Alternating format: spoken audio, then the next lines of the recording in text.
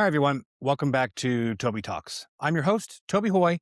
And if this is your first time here, let me just say that I'm genuinely glad that you found us. This show is all about practical ideas for building better organizations and becoming more effective leaders. And we try to do that without drowning you in jargon or making things harder than they need to be. Today, we're going to do another deep dive on a single concept, one framework, one tool, and we're going to walk through it completely from what it is to where it came from to how you actually use it when it matters. That tool we're talking about today is SWOT analysis. And before anyone tunes out because they've heard that term before, let me just make you a promise. By the end of the episode, you're going to understand it differently than you do right now. Not just what it is, but how to use it, when to use it, and what to do with the results once you have them. Because here's the thing about SWOT analysis. Most people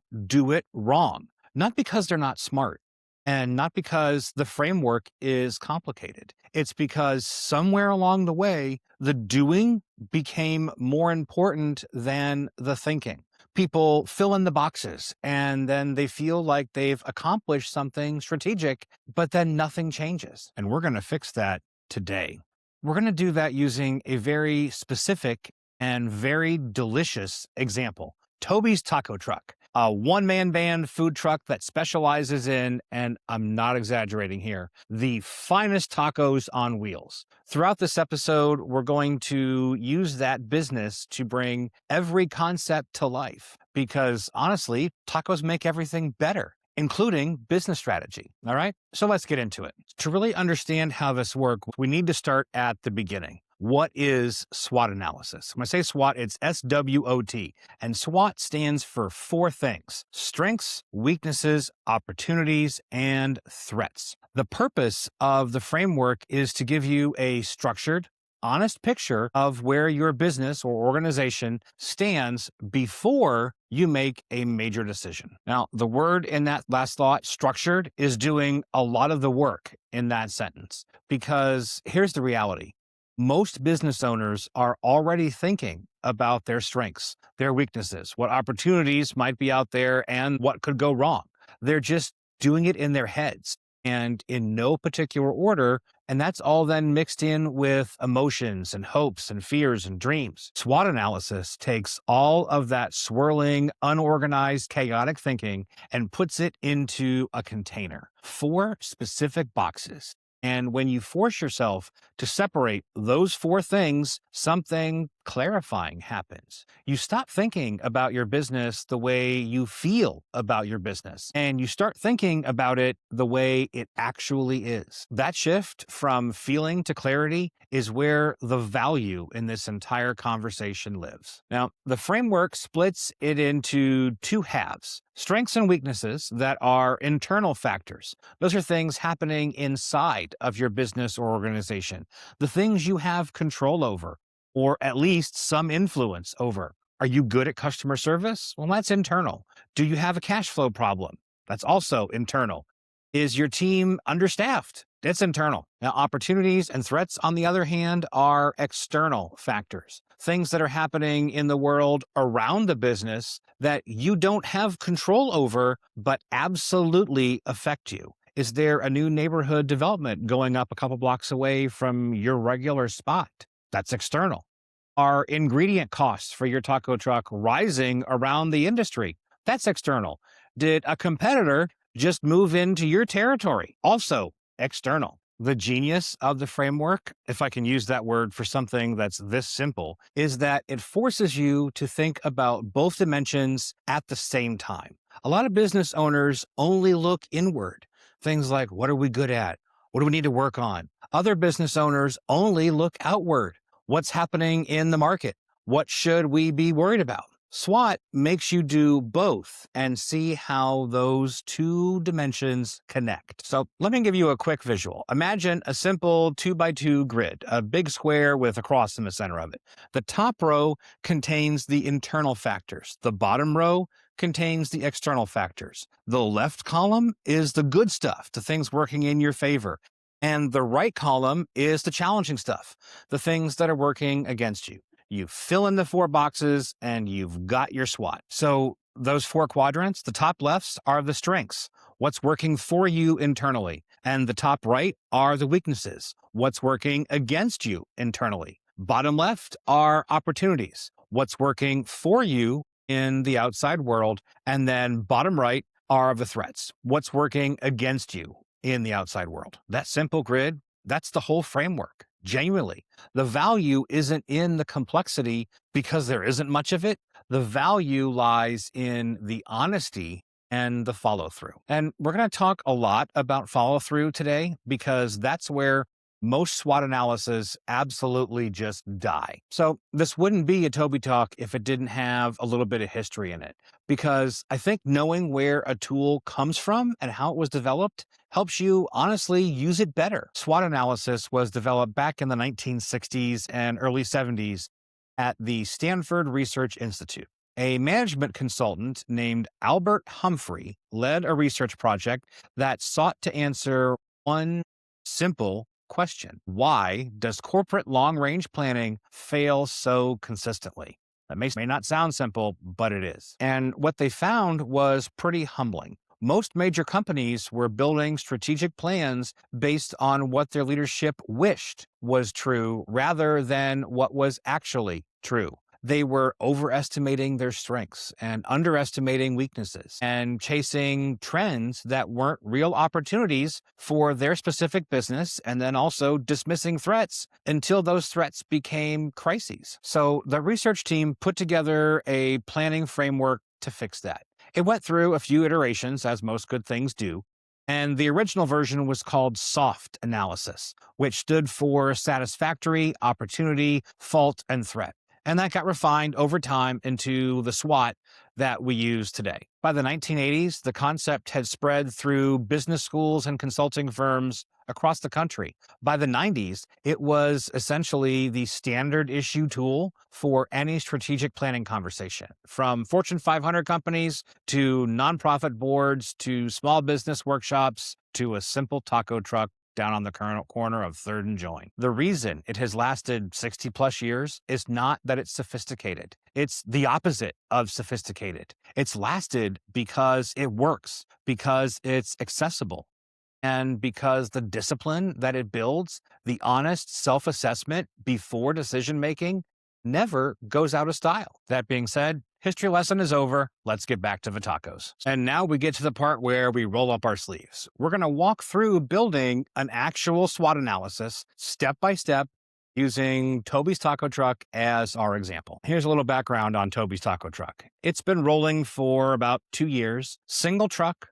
owner-operated business with a solid reputation and a fiercely loyal following. Business has been good, and now Toby is thinking about adding a second truck. Should he do it? That's the question that we're going to answer together. That question, by the way, is the first thing that you need to establish before you do anything else. A SWOT analysis without a specific question is just a list of things about your business. It might be interesting, but it won't be strategic. You need a decision to orient around. Should I expand? Should I launch a new product? Should I pursue a partnership? Should I open a second location?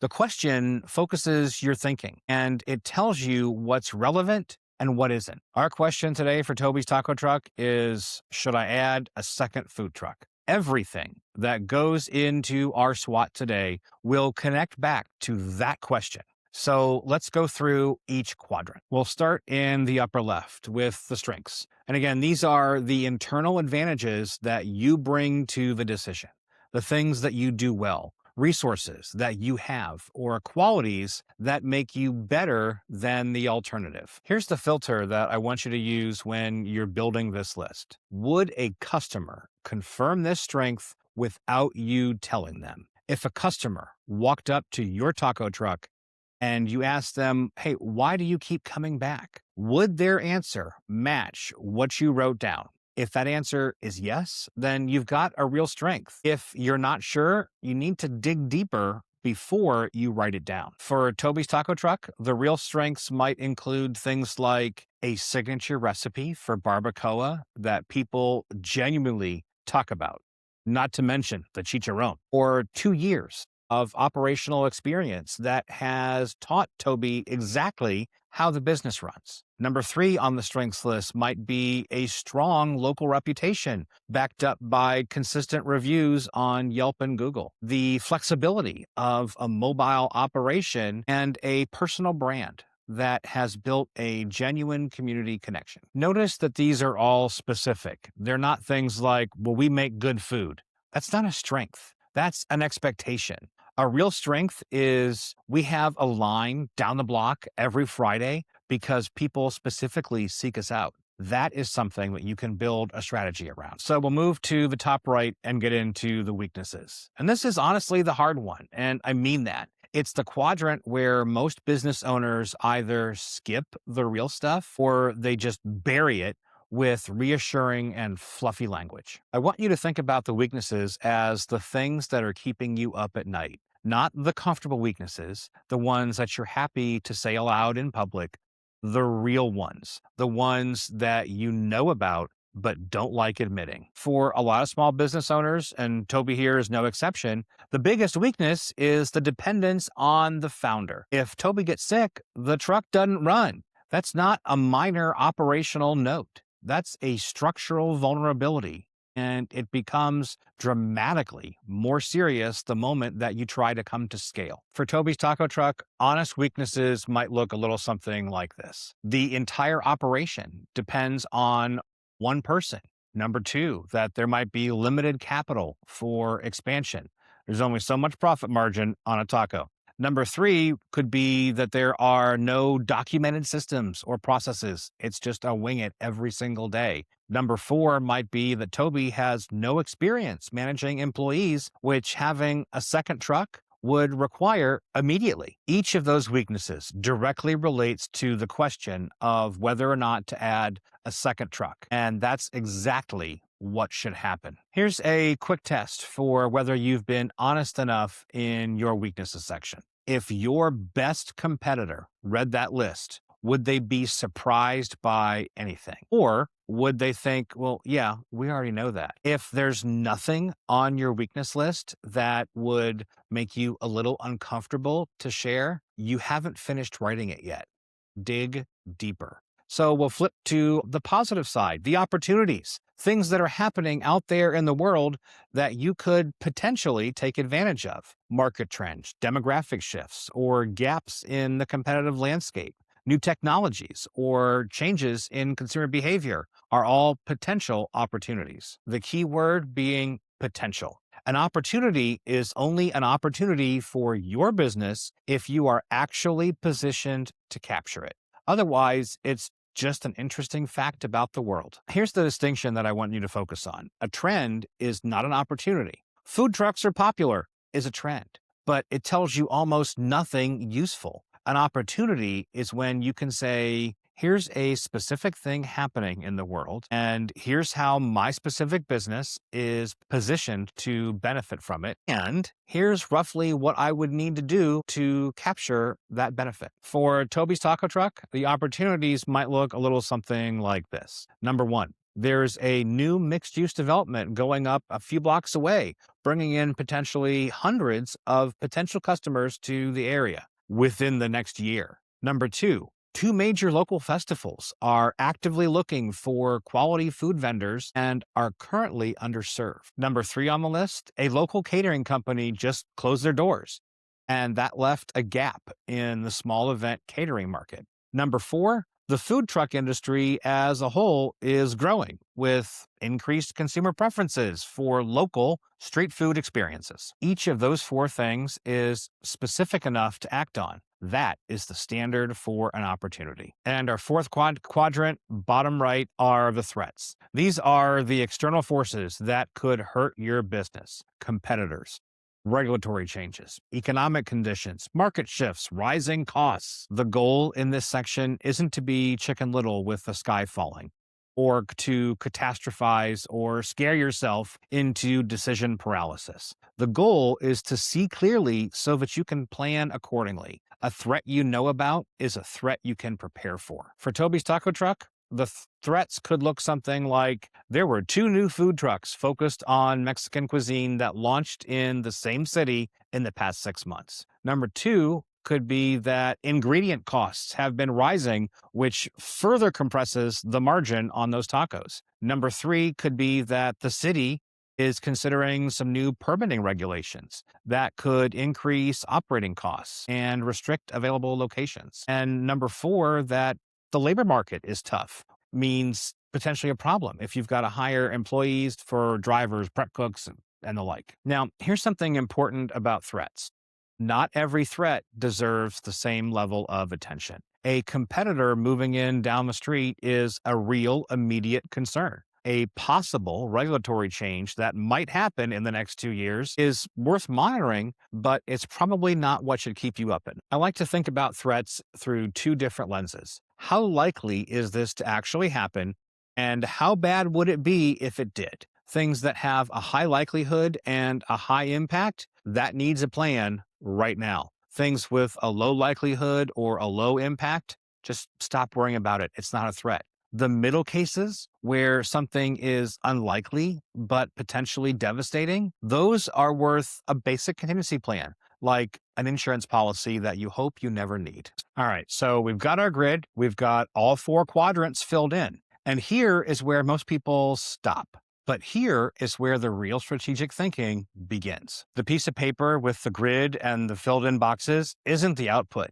It's the raw material. What you do with that next is what determines whether this exercise was worth anything at all or any change actually happens. The move is to look at those 4 quadrants in different combinations. Each pair of quadrants points at a different strategic question, and together, those questions give you a complete picture of what you need to do next. The first combination are the strengths and the opportunities. This is your offense. Where can you deploy what you're good at to take advantage of what is happening in the world around you? For Toby's Taco Truck, that combination might look a little something like this. Toby's strong community reputation and loyal following, combined with the festival's actively seeking vendors, suggests that applying for those festival spots is a smart, low capital move to test expanded operations before committing to a full second truck. The second combination of quadrants are weaknesses and threats.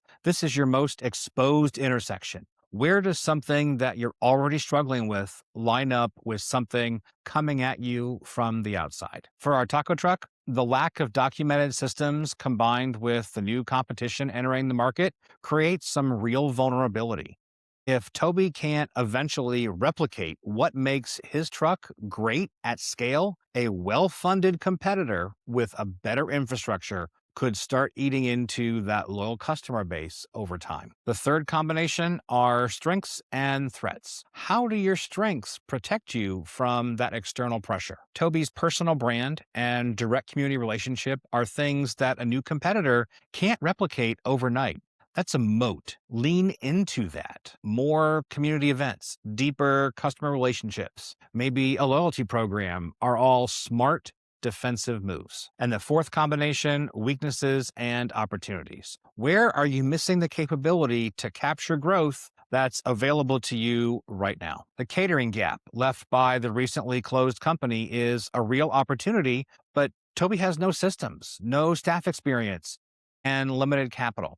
That opportunity requires building some capability before it can actually be captured. Knowing that, Toby can decide whether to invest in those capabilities now or just let that particular opportunity pass for the moment. When you look at all four combinations together, a clear picture starts to emerge. And from that picture, you can identify the 3 things that most deserve your attention right now.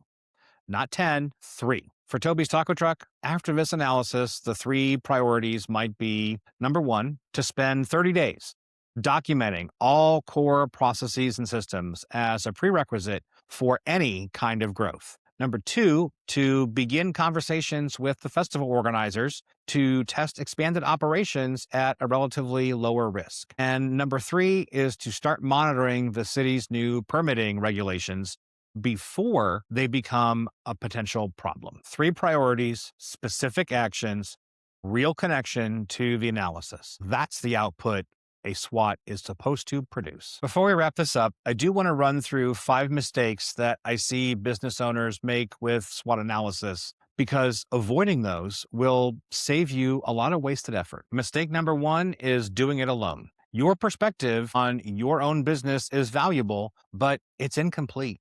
Get your customers, your employees, or a trusted advisor into the conversation. People who interact with your business from the outside will often see things that you just can't. Mistake number 2 is listing too many things. More things in the boxes does not mean a better analysis. It usually means an unfocused analysis. 3 or 4 high-quality items in each quadrant beat a long list of everything you could possibly think of on any day of the week. Mistake number 3 is treating this as a one-time thing. Your business changes. The market changes. A SWOT done 18 months ago may be completely out of date. You need to revisit it every 6 months or so and refresh it whenever a major decision sits in front of you. Mistake number 4, and we touched about this earlier, is confusing table stakes for strengths. Things like, we use fresh ingredients, is not a strength for a food truck. That's just being in the game. A strength has to be something that can genuinely differentiate you from your alternatives, not what everybody else does. What you do that nobody else does or does well, that's a strength. And mistake number 5, which is the one that I want to leave you with, is treating the SWOT as the destination. I said this earlier, and I'm saying it again because it matters. A SWOT that doesn't lead to decisions and action is just an expensive journaling exercise. Schedule the follow-up, assign the priorities, put dates on things, and check in regularly. The SWOT is the map. You still have to drive the truck. So it's the end of the shift, and let's put our truck in the garage. SWOT analysis is one of the most practical strategy tools in existence, not because it's complicated, but because it forces you to be honest before you act. It's 4 questions. What are you good at? Where are you falling short? What opportunities are out there? And what threats are knocking on the door? Build those 4 things around a specific decision and be honest, especially in the weaknesses section. Pull in outside perspectives. Look at those 4 quadrants together to identify your priorities. And then, and this is the particular part that really matters, do something with it. Toby's Taco Truck isn't a Fortune 500 company. It's a 1-person food truck, but it has a strategic picture. And understanding that picture clearly is what separates businesses that grow intentionally from ones that just hope for the best. To put it another way, think before you roll. Thanks so much for spending some time with me today on Toby Talks. If this episode was useful for you, I would genuinely love it if you shared it with somebody who could use it. Leave a comment down below on whatever platform that you're watching or listening from. It really helps more people find the show, and I'll see you in the next one.